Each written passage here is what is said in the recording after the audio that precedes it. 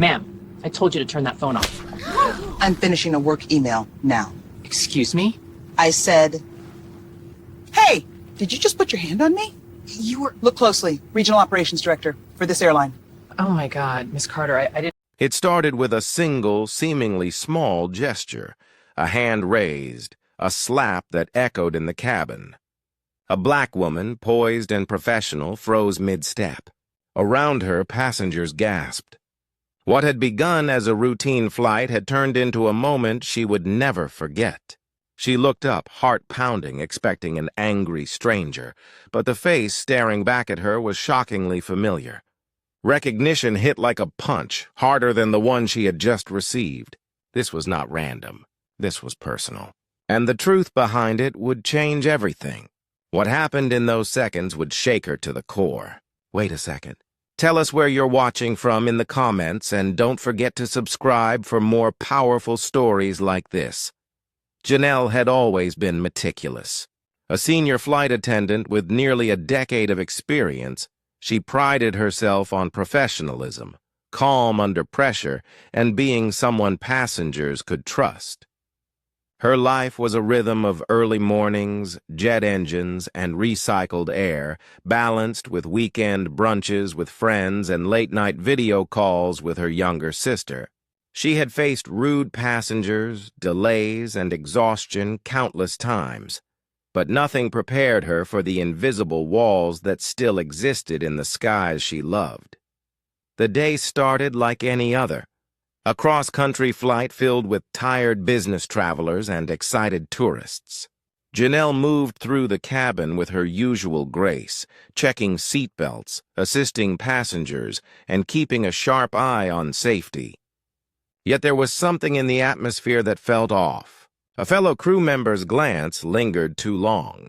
A senior colleague walked past, expression unreadable. It was subtle, almost unnoticeable, but Janelle's instincts told her tension was building. She didn't yet know how quickly and brutally that tension would explode. Mid-flight, a misunderstanding ignited. Janelle approached the galley to retrieve a tray when another flight attendant, a new recruit named Claire, blocked her path. There was no time for pleasantries. The air was thick, the hum of the engines masking rising tension. Claire's hand shot out, slapping Janelle across the face. Shock froze Janelle in place. The cabin, once a neutral space, suddenly felt hostile. Passengers turned, and whispers spread like wildfire. Janelle touched her cheek, disbelief washing over her. This had to be a mistake, maybe a miscommunication. But Claire's eyes were sharp, cold, and unyielding. In that instant, Janelle noticed the name tag and the familiar uniform insignia. Her blood ran cold. It wasn't a random act of aggression. This was her superior. The person who had mentored her months ago, now standing in judgment and prejudice. She stumbled back, her mind racing. Every memory of past subtle slights, the dismissive comments, and the overlooked promotions flashed in her mind like a series of neon warnings. The realization hit harder than the slap. Years of systemic bias, masked by polite smiles and empty encouragement, had culminated in this explosive, humiliating moment. Her stomach churned as the crew and passengers shifted uneasily. Some looked away, uncomfortable. Others watched, anticipating her reaction. Janelle wanted to speak, to demand an explanation, but the words lodged in her throat. Anger, confusion, and disbelief collided violently. The cabin's air felt suddenly oppressive, like it could crush her. The engines roared, yet she could hear only the pounding of her own heart.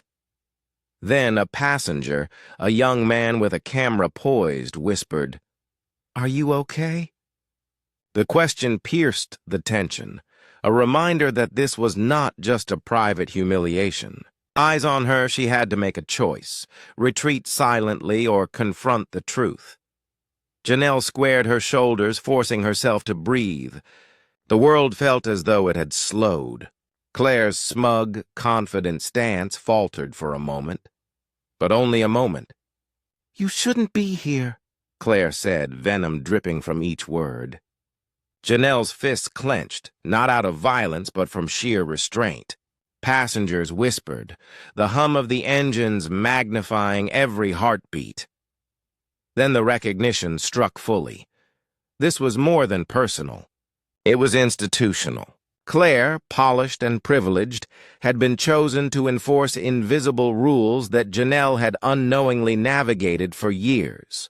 The slap was symbolic, a release of latent power meant to intimidate, belittle, and assert dominance. But in that moment, Janelle decided she would not shrink. She would not let this humiliation define her. Her eyes locked with Claire's. Her voice, calm yet unwavering, cut through the tension. The cabin went silent, every person holding their breath, waiting to see what would happen next. By the time the plane landed, the incident had become impossible to ignore.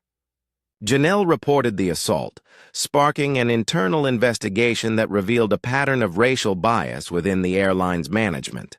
Claire was suspended, and Janelle's courage became a catalyst for change, not just for herself, but for other employees who had endured subtle injustices silently for years. Janelle returned home that night, exhausted but empowered.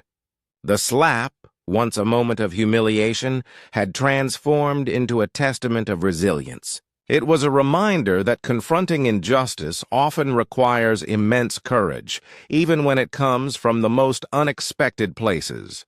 She realized that moments of bias are rarely isolated. They are part of larger systems that must be questioned and challenged. And she wondered, as the city lights flickered outside her window, how many others are silenced by fear, prejudice, or disbelief? How long will these invisible barriers persist before the world truly takes notice? This story is not just Janelle's. It is the story of countless professionals navigating spaces that should protect them, but too often fail. Where are you watching from? What city? What country? And what will you do when you see injustice unfold before your eyes? Take care.